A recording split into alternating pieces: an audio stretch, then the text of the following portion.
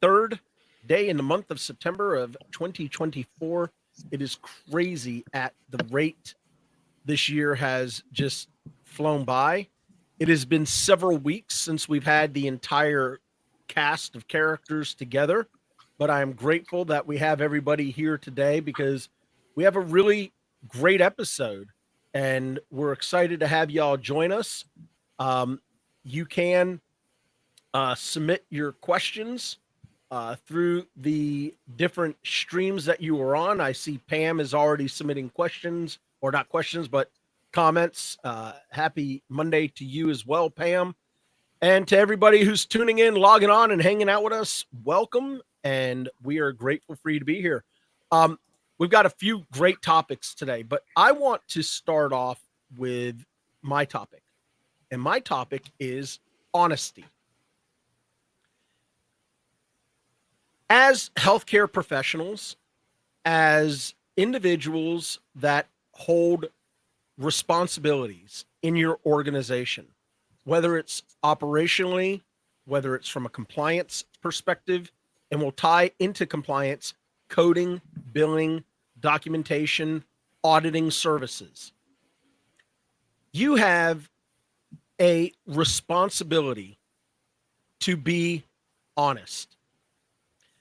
If you are uncertain of a statute, an act, a regulation, a guideline, if you are uncertain as to the spirit in which a local coverage determination is written, or the spirit in which a national coverage guideline is written, or a medical coverage policy, you have a responsibility to say, I don't know.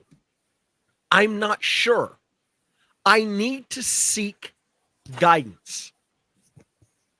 But what's more critical is if you wish to serve, or if you are serving as a retained expert in a case, you have a legal, ethical, and moral responsibility to be honest.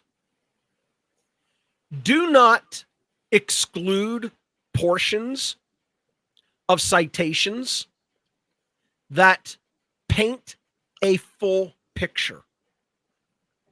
Don't give partial citations for fear that if you give the entire citation, it will demonstrate what everybody with experience in this industry recognizes, which is nothing in healthcare is black and white. It is painted in various shades of gray.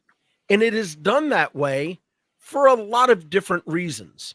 Because, again, if you are a retained expert in a case and you are rebutting somebody who knows what they're doing, like a Christine or a Terry or a Stephanie or Scott or Paul or myself or the number of other experts that are out there, the Pams of the world, the Jennifers of the world, the Sonals of the world, these people who are part of a circle of trusted resources.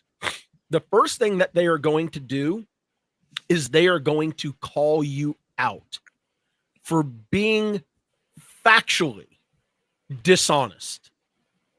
And the worst possible thing that you can do is write a report with false information or exaggerated information or partial information that only benefits the narrative that you wish to disclose or put forward as an expert. But worse, it could lead to a Daubert motion, which is an exclusion, or it could lead to a motion in limine, limiting your testimony. Or worse, it could lead to the strategy of a prosecutor, a plaintiff's attorney, or a defense attorney who says, I'm not going to file a Daubert motion. I'm going to wait until this individual is seated firmly in the box, and then I am going to impeach their testimony. Okay, Sean. Which is nothing. I'm going to interrupt you. Yep. You're doing a daily dose. No, this is not like, a daily dose. I'm like, no. Come on, let's keep going. No. It's Monday morning. Let's levity here a little bit. No, a little bit less. No, let's not levity for a moment.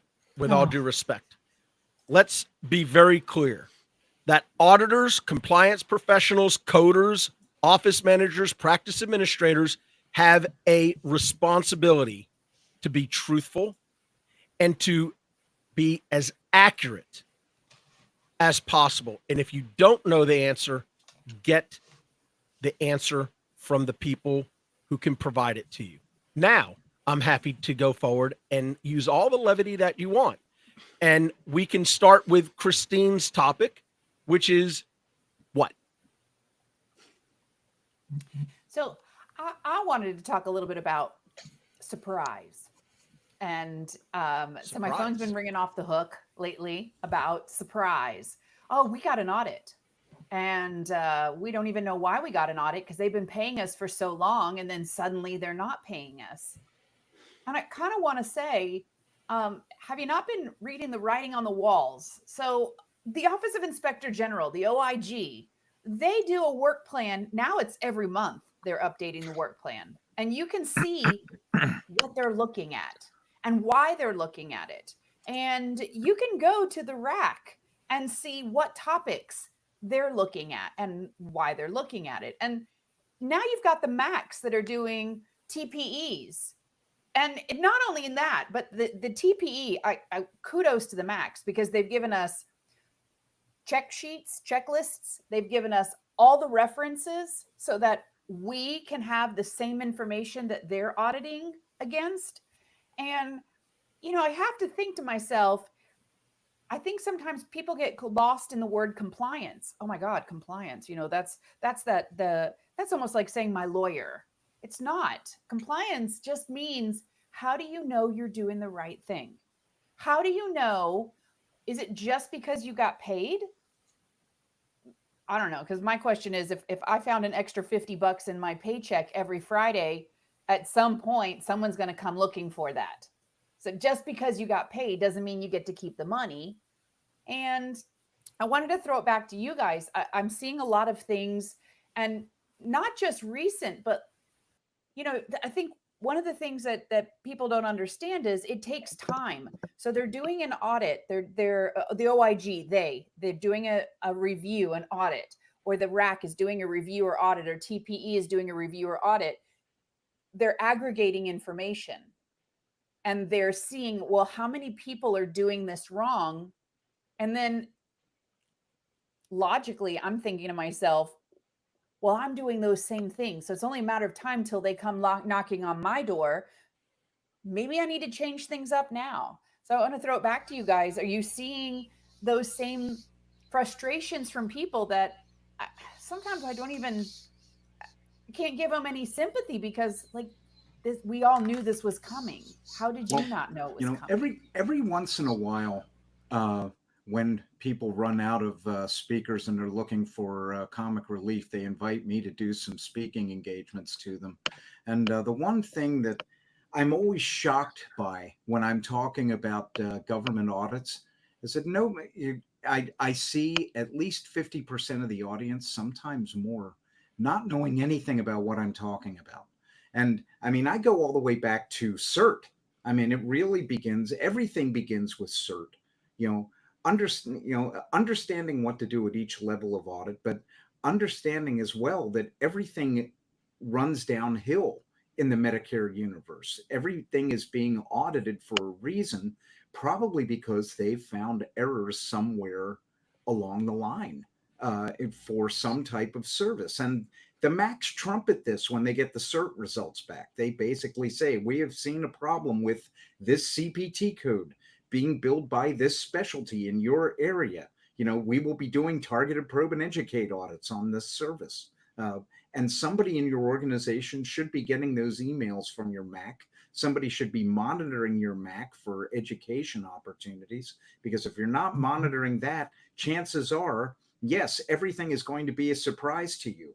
That's good if you're bouncing from party to party. It's not good when you're bouncing from audit envelope to audit envelope. I just was asked a question this week actually about something similar to this, where somebody wanted to know what they can do from a contract standpoint to not be audited by their payers. They wanted to know if they could negotiate that, whether it's a prepayment review or any type of audit in general. It is funny, but from their viewpoint, they were frustrated because it does continue to happen and they pass the audit every time. But it's definitely one of those things where the bad players ruin it for everybody. So there's no way to avoid it, and it's actually a part of their rights when you're sending claims and receiving reimbursement. Well, I would love Terry, because Terry, you audit for the payers, and I know you get to look at the payment processing manuals. You get to look at their policies and procedures. Have you ever seen anything from a payer that says, "Hey, there's a contractual out for this group, not to ever have them audited"? No, I can't say that's been in any language at all. I do have payers that do actually target certain providers based on outliers, and they see things, especially when they get new physicians that come in, they can always tell. They can always tell. And payers have started looking at physicians that go practice to practice. I didn't realize that was a thing. Yeah. And a couple of the payers, United Healthcare is one of them. Yeah. They said, "Yeah, well, look at this doctor. He thinks we didn't know he was in Montana, and now he's in Texas, and now he's headed to California." I was like, "Whoa." And taking it one step further, because you started talking about aberrants, is it fair to say that the majority of the audits that you are doing for a payer, right, whether it's a federal payer, whether it's a commercial payer, whoever it may be, is solely based, I shouldn't say solely, but the majority of these audits are based on their targeting efforts of the data for these providers, where they're showing an outlier status and aberrance, where their physician distribution is outside of what would traditionally be an acceptable bell curve? Is that a fair? That's a fair assessment. I think also the commercial plans, especially Medicare Advantage, I think from my perspective, when they ask me to audit for them, what they look and see where Medicare's making money on their audits and where they're doing some take backs. And then they say, "Oh, well, let's see if we can take those things back too." It never fails. Remember the 25 modifier thing that came out with Medicare Yes. couple? All of a sudden Cigna said, "Well, let's do that." And then United Healthcare. And then there was enough that I think MGMA and a couple associations said, no, you can't do that, because sometimes it's necessary. But I've just noticed that they're very much bandwagoners when it comes to, being an audit. They don't just pick them out of anywhere. They're like, "Well, who's getting the most takebacks? Let's do that too." Well, you're kidding yourself if you believe that the ADAs and the SIU units don't talk to one another. Yeah. They do. They have for a long time. I remember going to compliance seminars 20 years ago, and the ADA and the SIU people in the state of Florida were very friendly and liked to share targets, because why not? So that doesn't surprise me in the least. Yeah. Christine. One of the things that I'm hearing a lot of is, well, my medical society told me that this is how I should bill it. Yeah. And that just piggybacks to the, my vendor told me this is how I should bill it. I just want to remind people that, you've got to see it in writing from the payer's perspective. Remember that the societies, even, I'm going to say it, even CPT from the AMA, they're just giving you the facts. Those facts don't mean that the payers agree with those facts. The payers themselves might say, "You know what? That's already included in the RVU process. That's already included in how we formulated the payment, the value for these codes." So that's another thing that I'm hearing a lot of is, well, our specialty society said to use this code when billing, but it doesn't mean that the payer said to use that code that they'll pay for. Yeah. I wanted to comment on something before. I know Scott has something here. There was something on AMA this weekend. I don't know if anybody saw it, but the American Medical Association put something on their website, and they put something on LinkedIn, and I actually commented on it. They're going to hate me. But I commented on and said, I couldn't disagree with this more. They put out there saying it was a way for physicians to not be so bogged down with administrative burden. And they said, instead of putting things in writing, do it verbally. Just get verbal orders instead of documenting your own, medical records. Have your staff do it because they can do it now. And it kept being, the things they were saying. I'm like, what are you telling people to do? It was, I mean, I'll forwarded you what they put, but I was just like, the AMA is an advocate supposedly for physicians, but when they blur those lines with what's the word I'm trying to say? Blur those lines with what is going from a guideline to a regulation. Yeah. Yes, exactly, Sean. It was actually frightening to me to see that they put something out there that if because doctors read things, especially like Christine said, through their associations, or I don't know, they just hear things in the OR and go, well, they're doing it, so maybe I should do it. It works for them. But when you hear AMA's doing it, they're like, well, it must be true. It must be, golden. I want to take this one step further, because how many of you are seeing AI being used in the documentation of providers' notes? Are you guys seeing that? Okay. So Scott, you and I were in Texas together last week at a meeting, and there's a vendor there, and I'm not going to say the vendor's name, but they are a service, and there's multiple vendors. So you don't think that I'm giving anybody's name away. There are multiple vendors out there that allow providers to utilize artificial intelligence in creating their progress notes. What providers need to understand is that AI is nothing more than a tool. That's all it is. And it relies on human interaction at both the front end and the back end. Terry, Stephanie, Scott, Paul, Christine, do you all, and for those in the streaming universe watching us, do you all remember a statement, and you probably still see it, dictated but not read? Okay. That statement means absolutely nothing. Does everybody agree? Prosecutors love it. Yes, they do. Say that. So AI, I have providers that are saying, but Sean, this AI listens to the entire conversation between myself and the patient. We're a one-party consent state, so I don't even have to get the approval of the patient to do this. In other states, you do. Now, I will tell you, as a best practice, you should let somebody know that they're being audio recorded and that a program is going to take their actual words and polish it into something that looks really pretty. But here's the reason why I bring it up.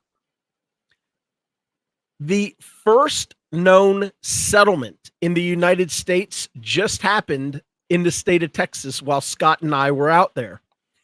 An organization that uses artificial intelligence to create clinical documentation was found under the Deceptive Marketing Act for the state of Texas by the Attorney General for the state to be false, that their documentation was not creating something that was accurate and representative of what transpired during the encounter. I'll make sure we put it into the show notes.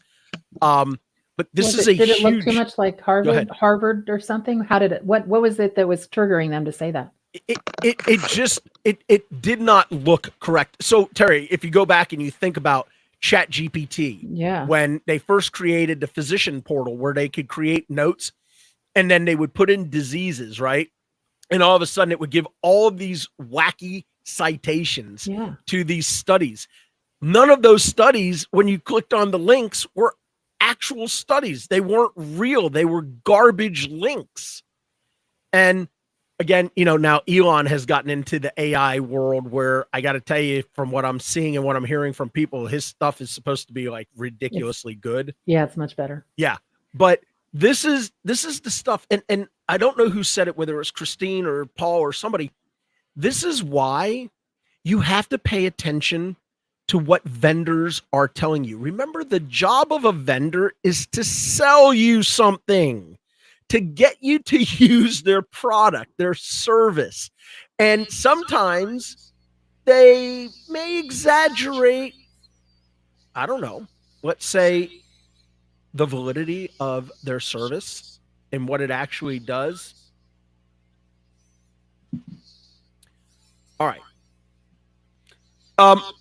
So let's move on, and I want to talk about the last part.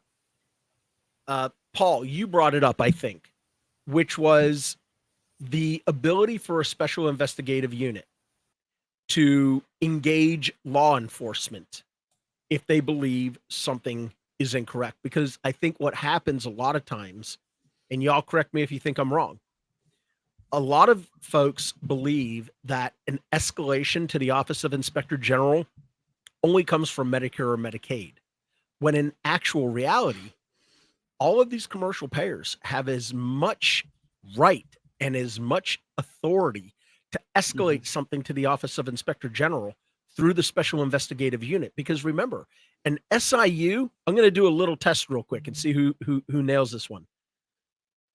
An SIU on the commercial payer side is the equivalent of what on the federal payer side? Starts with a U and ends with a C. It's a U pick. Yeah. Thank you. Yeah. All right. So let's talk about that for a little bit. Go ahead. Who wants to talk about escalation? Because I know, Terry, you're doing a lot of these audits on behalf of SIUs or on behalf of these different payers. Are you seeing escalation to law enforcement? I've actually only seen it, and this is just so random, not on claims, but they've been showing up at practices randomly asking for their compliance plan. OSHA, do they still have COVID policies? And if there's usually a patient complaint on something, and most practices don't have a compliance plan or program, and they ask, can they have it so they can take it with them? They want a printed copy of it. And if they don't have it, I've seen law enforcement start to come in, and I thought that was very random. So it's not even on false claims or revenue cycle, it's on compliance for the office. So I thought that was a interesting new twist on, things being escalated. And I got to say, Terry, one of the things that proves that you have a program, a working program, are those meeting minutes. And a lot of people don't include the meeting minutes in their compliance program to prove that they're meeting, that they're discussing, what are they doing? Where's the most recent audit report? Where's the most recent education that you gave within the practice? Where's the meat behind the action? God, and can't have that book on the shelf that you just blow the dust off of. You've got to show that you've actually been trying to do the right thing. You've actually got to show that you've been engaged in your practice, not just because they keep paying you, but because you've audited it against the most up-to-date policies that have to do not only Medicare, but remember, you've got your states that require you to participate properly with your commercial payers. Are you looking at their policies as well? Did that change recently? So not just, hey, we're here for your compliance program or your compliance manual, but we also want to see that this is an active working program. Well, also, I want to ask Scott a question, and Paul, because I know this comes up for me every once in a while. And I know, Scott, you're dealing with this. So they get a new doctor. Let's say they're from Cleveland Clinic or Mayo Clinic, but they're getting a new doctor in Arizona. And all of a sudden, the practice starts to hear this other doctor saying, well, we always did it just like that other practice. And some of them are hospital-based, which is, ACOs or MCOs, different than a private practice. And the doctor doesn't understand why it doesn't always work the same. Not only, like Christine said, going state to state, but then going from a hospital-based practice to an actual private practice, and documentation rules are different, coverages are different. What are you seeing, Scott, in that realm? I mean, I see it all the time. I will see providers who come from a government environment, let's say. In some cases, they're like a military doctor. Now they've gone into private practice, so they've gotten into big health system. Ironically, sometimes they're taking too long with patients. The care they're providing is too good. It's agnostic from payment purposes, but we see it all the time, and it exerts a level of influence on other providers that makes our jobs a little bit more challenging. And I think, one of the things I was going to say before when we were talking about service lines and things of that nature is, when something is a substantive part of your business as a medical practice, then you ought to have guidelines, you ought to have, operating procedures for how that service is rendered. Like what's required? Is there any sort of, work that needs to be done on the front end prior to billing it? Is there like a frequency limit? Does the provider have to express something in documentation as a justification for it? Is that justification present? Is that provider documenting it? And really just to get away from, what vendors tell you you can do versus what the specific coverage lays out. And I think when providers are coming from these other environments, it creates the same sort of problem, right? Because the provider comes in and says, well, this is the way that I did it when I was here. And if this is the way that I did it was easier than the way that this group is doing it now, then everybody's going to want to move in that direction, but it may not be compliant either on a state level, on a place of service level, on a plan level. And it's not, most importantly, it's not the basis point for good decision making. One of the things is we operate in a heavily regulated industry. And there are others that are out there. And one of the things I say to the providers I work with all the time is I can't guarantee these regulations are always rational. I can sometimes say I think that they're not. But at the end of the day, these are the regulations. And, I can't tell you how many times these conversations happen and we go in and it just creates a problem because the practice isn't scrutinizing the work.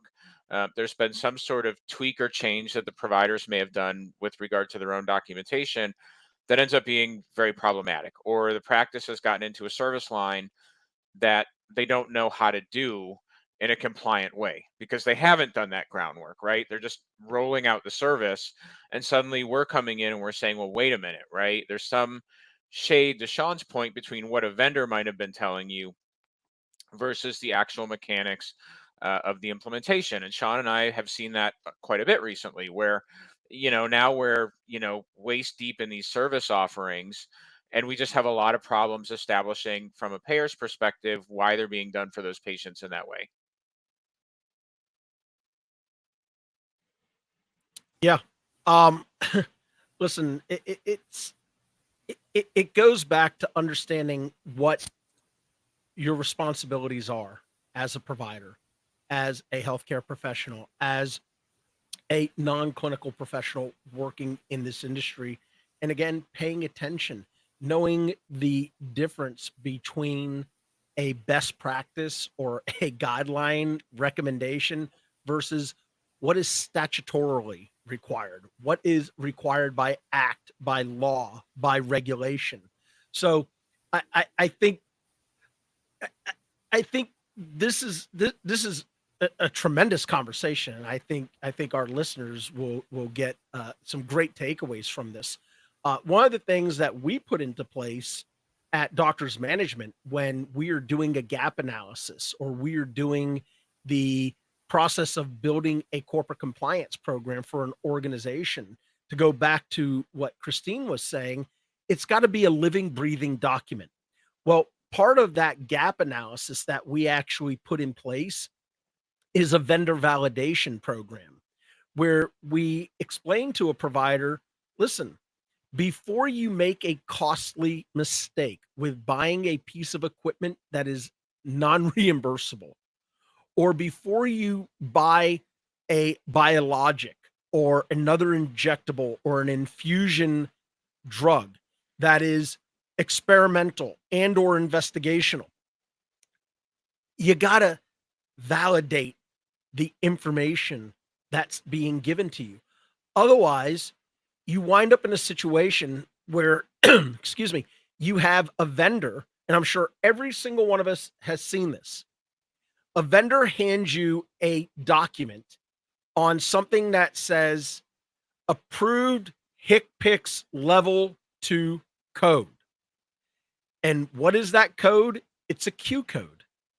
Well, keep in mind, just because something has been issued a HCPCS level 2 code doesn't mean that it is actually reimbursable.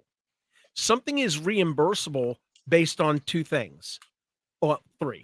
One, whether there's a national coverage determination, meaning it's been put through a formal rulemaking process or it's been promulgated into the law at the federal level by the Centers for Medicare and Medicaid Services in Baltimore. Two, there is a sub-regulatory guidance document, which is not the effective law. It's called a local coverage determination. Or three, something is statutorily covered by Medicare law. So, Christine, I know you have something that you want to add on to that, please. Yeah, I was gonna just say, as well as some things are required by the Affordable Cares Act.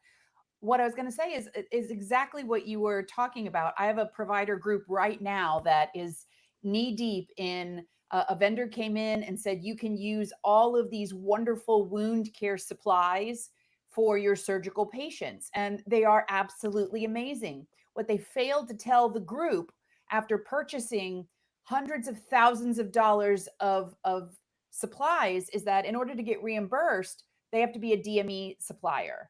And the provider had no idea that they needed to be a DME supplier. That was never in the literature from the vendors. The vendors came in and it was a great proposal, perfect, fit all the buttons there.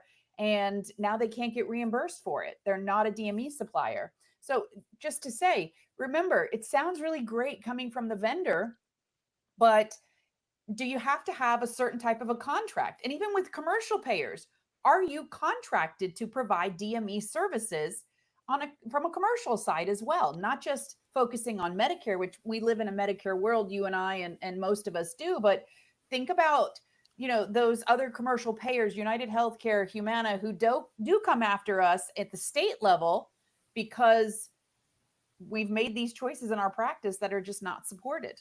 And I would add to that, even if you do have the DME, even if you are a DME, making sure that the purpose for which the vendor's description of this product to you aligns with the payer's functional policy belief about how it should be used. And I think, I've had a couple of instances of that where, the applicability that the vendor presents is the whole universe, right? Like this is everybody. And the payer has a much more narrow view of it. And I've mentioned this before on this podcast, my journalism background and my favorite saying, if your mother says she loves you, check it out, that they taught us over the years. And what that really means is you should be validating and verifying to your own satisfaction your confidence level and your ability to render these services as they are described or as they are offered, because the vendor is not going to give you that full perspective. You can look at it through any sort of bias lens that you want, right? Like if you were involved in like a political conversation, if you went to somebody who had a very strong political feeling one way or the other, they're only going to tell you about that, right? They're not really going to give you the full story. And I would say the same thing about any of these products, right? And so I think it's important, to remember that in this regulatory world, you're the one who has to make sure. And everything they tell you in the world kind of applies here, right? Like every time somebody tells you if it's too good to be true, it probably is, or any one of these sayings is probably applicable here. And the last thing I would say to this, I think is important when we think about these service lines, even if you can do it, like, should you do it? And what I mean by that is I've worked with some practices who are bringing in these service lines that are so far afield of their core specialty, so far afield of their core offering, that they just can't do it well. Like whatever they think the money was turns into this mess of we have to validate this type of documentation we're not used to validating. We're somehow managing this condition that we don't really ever manage it, but we're managing it in the construct of one of these, PCM or CCM type programs. So you do have to make sure that like things that you're offering should align with what you regularly do. Because I think when that's not the case, you're starting to get pulled in a direction that if you're lucky, it's just inefficient for you. But it could turn out to be the compliance problem you don't want because you just don't know how to staff it and you don't know how to do it. Somebody's told you it's going to be easy to do, but things tend to not be easy in this world. And also when it Go ahead, comes to Terry. vendors, and I actually wanted to bring Paul into this conversation because I think we've had an email back and forth. A lot of times vendors will say, well, you can use this code to bill for this service. And then they say, and we also, this is how they sell their product. They say, we have a billing department. So if you have any denials or you get anybody saying it's not paid, you can just get our billing department and we'll help you. So then they start using this billing department. And sure enough, they say, well, if it's not paid, then bill the patient. And that's not quite what the doctor thought the billing department was going to say.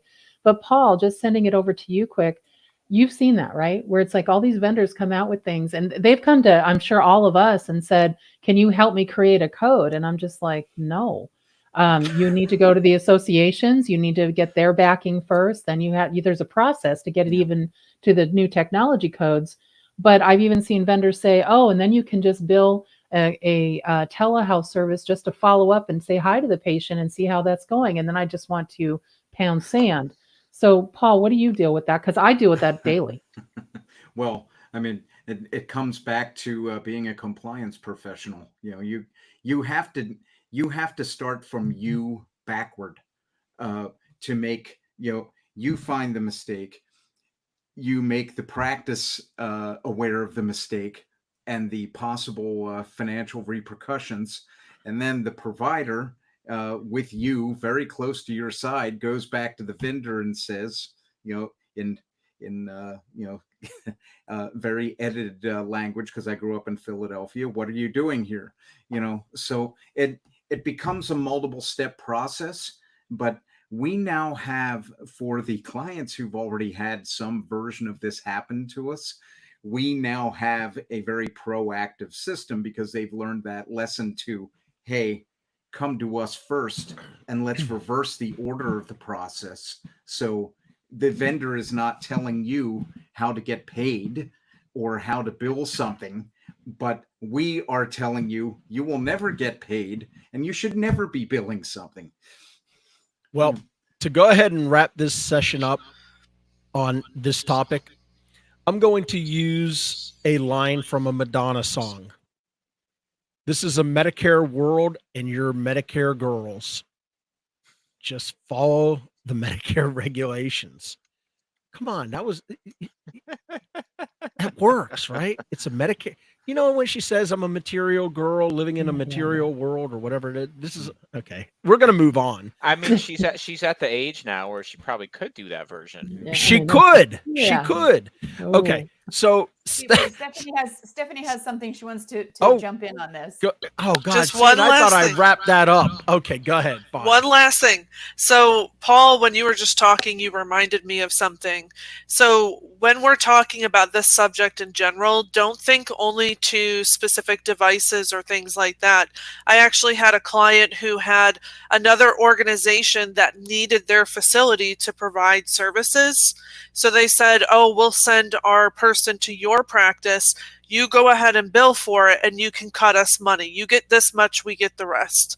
And what Paul said is very important. You have to look to yourself first, because through all of the frustrations and the conversations I had with that practice, I said, look, I know you're mad. I know you're probably mad at me right now for saying this, but they put all that risk on you and they weren't looking at their personal risk. So that was a great point, Paul. You have to look at yourself first and then you go outward, and don't ever believe what other people are telling you.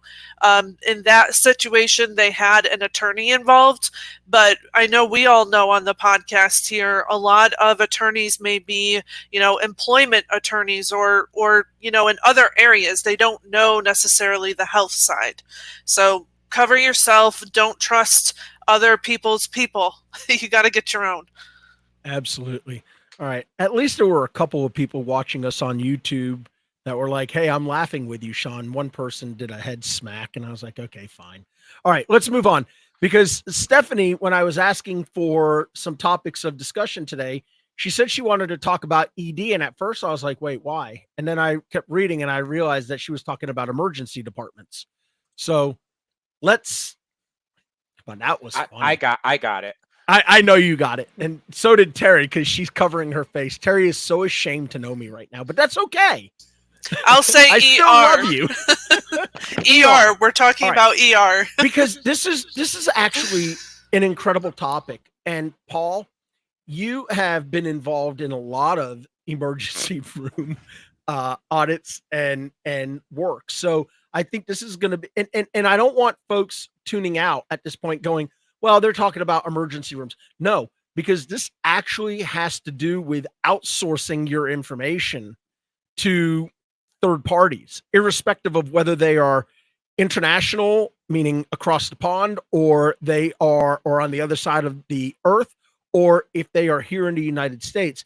And irrespective of what your specialty is, this is critical, because this happens more than people recognize. And you need to understand that when you outsource, these third-party entities are an extension of your organization. You do not get to bury your head in the sand and say, well, I didn't know I hired ABC company. I didn't know that's what they do. It doesn't work that way. So go on, Stephanie, let's kind of take this thing through it. All right. So the situation I'm dealing with, I have a client who they always outsource the ER side just because it's easier. There's a lot going on there. And this is now the second situation. I've worked with them for years, and we're now in the second situation where they got rid of their previous outsourced company because there were a lot of compliance issues. And it was something where, I'm working internally with the compliance officer and they're having to go back to this other company. They're not agreeing with what we're saying, not listening also to the fact that the client's not happy or doesn't feel that it's compliant. That's an issue as well. So they switched companies, and I've recently been doing additional audits, and the new company's doing the same thing. So, and Paul, I know that you've seen this a lot as well, but one of the things that to me is very frustrating in these types of situations is that, probably in the sales process, they bring other information forward. The client's not fully aware of what's going on. It's also frustrating because when the physicians and providers start seeing what we want on the compliance side versus what someone else is doing that would get them more money, they of course aren't going to want to listen. We're the ones over here that are the nuisance. They don't want to hear it. They want to be able to bill the other services. And, for just to give a little more context here before we send this around, the reason I'm frustrated is because this company is going through an entire chart to code for the pro fee side in the same way they would in the ED side to capture all of that additional work, which is causing upcoding. And, when I go back through, I can specifically see, I already knew what their rebuttals were going to be back on my audits because I could tell what it was that they were doing. And one other thing that I find interesting, because I have done some webinars, I think earlier this year or last year, related to the ER. And we talked specifically about, sticking to the provider's documentation. We cannot use the nursing flow sheets and the different order modules and things like that. There's a very distinct difference between pro fee and facility, whether we're looking at ER, hospitalists, any hospital facility, nursing, anything. I had, through a particular client, I had actually trained someone in a national organization who we all know through the ER with ACEP, because usually when people argue with me about this, they bring up ACEP. But I've always stated, if you go on there and look, ACEP is very heavy on the facility side. Well, when I was training this particular person who's heavily involved in creating the educational materials, they had a light bulb moment and did not even realize that on the pro fee side, we cannot use an open chart and, pick all of our pieces from everywhere like the facility can. So to wrap this up, we're back at square one. I'm not sure yet how this is going to play out with the client, but we have a situation again where there's non-compliance. It's causing upcoding. We've got this other company claiming to be experts in the particular area of ER, and we have all of these issues again, which I'm sure the providers are not going to like either. Did you want to add to that, Paul? Well, you summarized everything very well, but it's something else when, and I run into this a lot on the professional side where, and particularly in the realm of provider-based billing, on the office side as well, not just ED, where you have a clinic where all the resources are being paid for by the facility because it's within a facility, and it creates two separate bills, one on a UB04 and one on a 1500 form. It's very important to compartmentalize both of those and say, this is the doctor, only the doctor, use only the doctor's documentation. And then over here on the UB04, we're talking about resources. We're not particularly talking about a calculated level of service as we understand it by CPT. We are talking about resource utilization whenever you see a facility-based bill. And that's very important to keep in mind. It's a very timely topic too, because I had the Ask the Auditor duty last week with NamUs for our forum, and this question actually came up in the ED setting, or actually in the office setting, where why aren't the levels of service matching? Well, because one is a professional service and one is resource allocation, and there can be differences to that. But you have to compartmentalize and you have to keep them in silos when you're considering it for levels of service and resource allocation billing.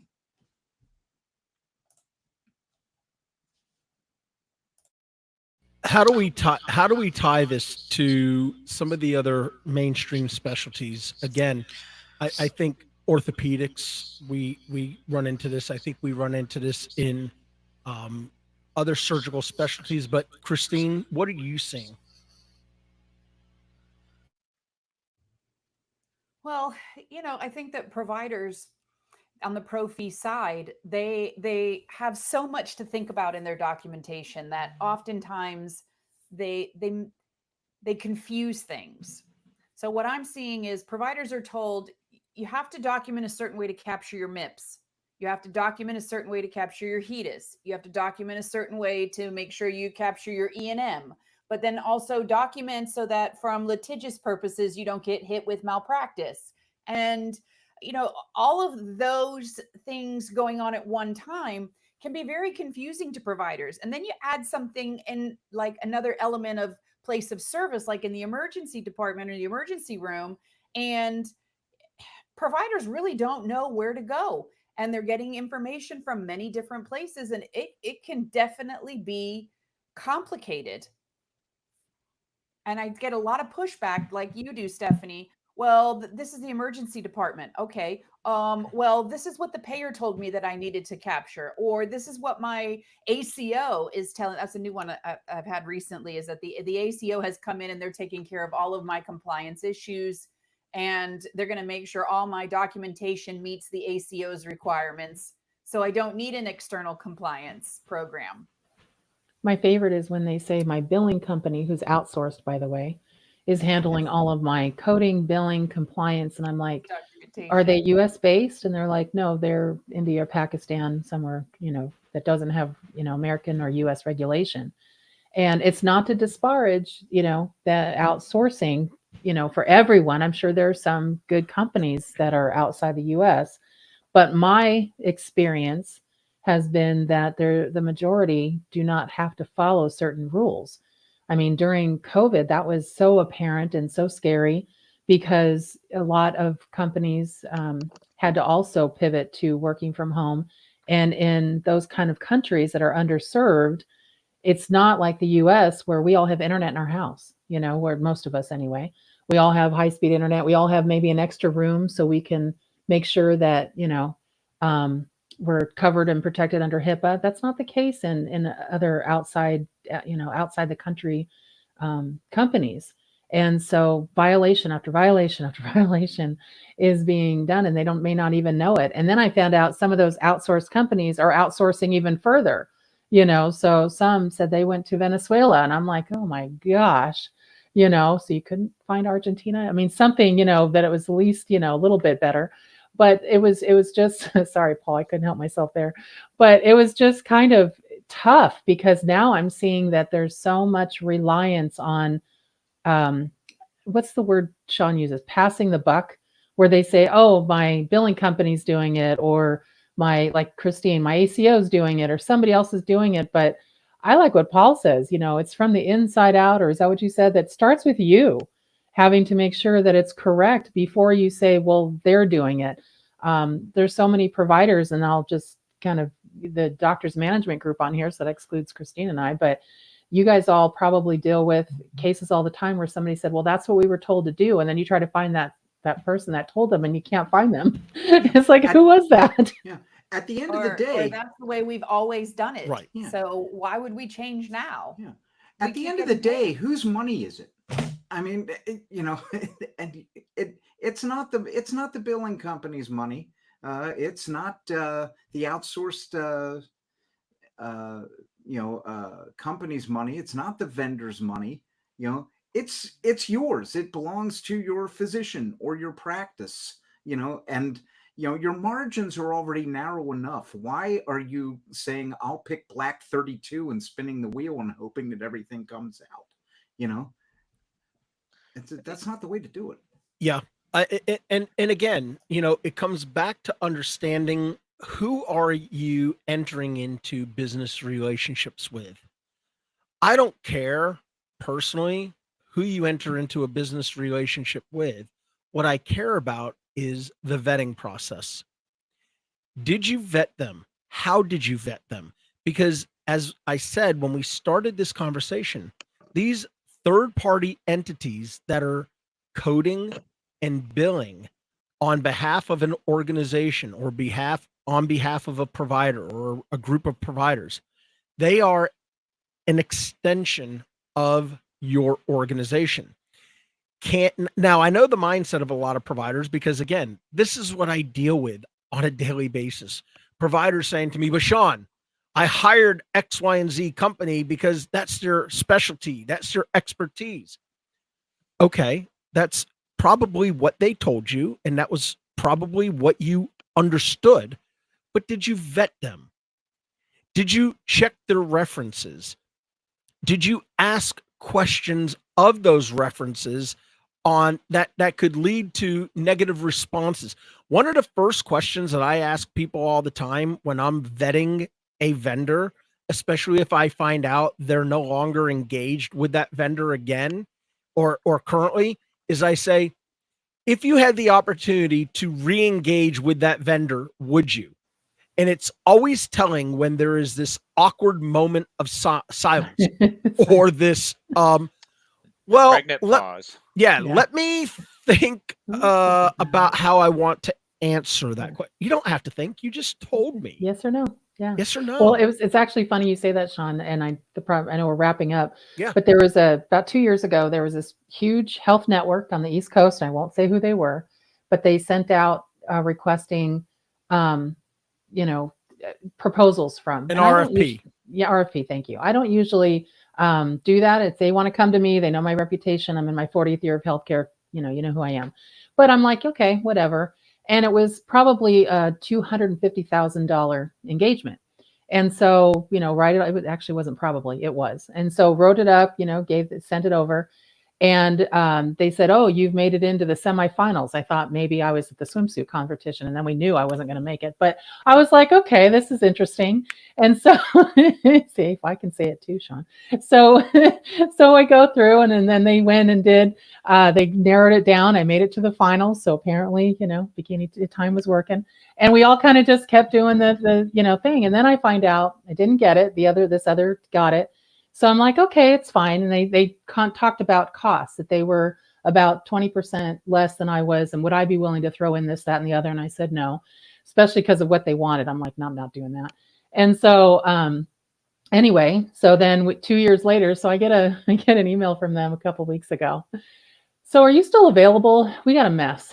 So this company told us we could do this. For 2 years, we've been doing this. They went and did an audit for us. We now are under DOJ. And I'm like, oh my gosh. And I knew it. I knew who the other company was. I wasn't supposed to find out, but I knew. And I couldn't say anything. I can't say, you can't do that.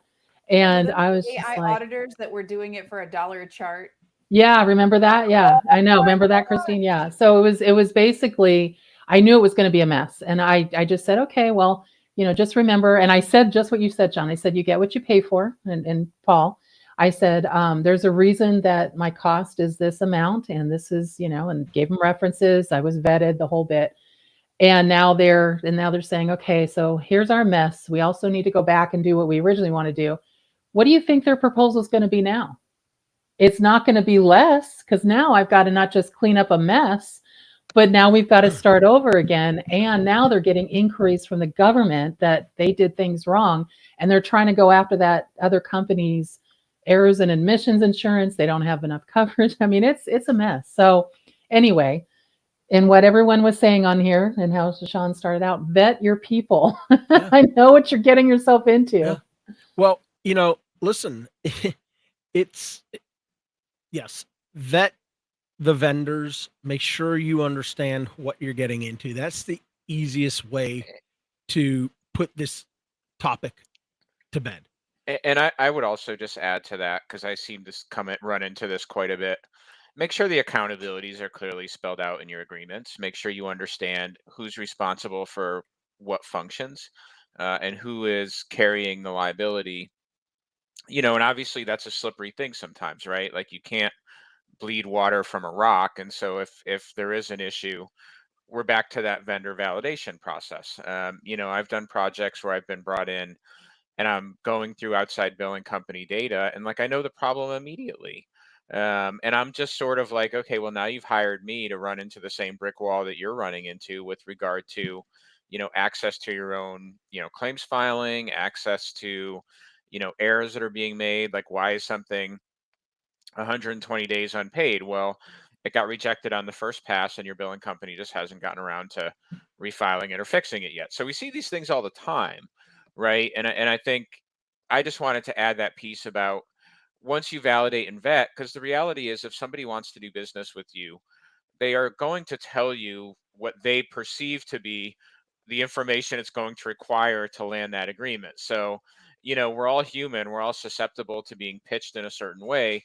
That's why I think it's important that you understand the accountabilities in these relationships. And when you enter into them, everybody, I think anytime we transact business, usually the time we feel the best is when we shake hands, right? We're like, okay, we got to the finish line, but in reality, you're just at the start line in terms That's of right. that relationship.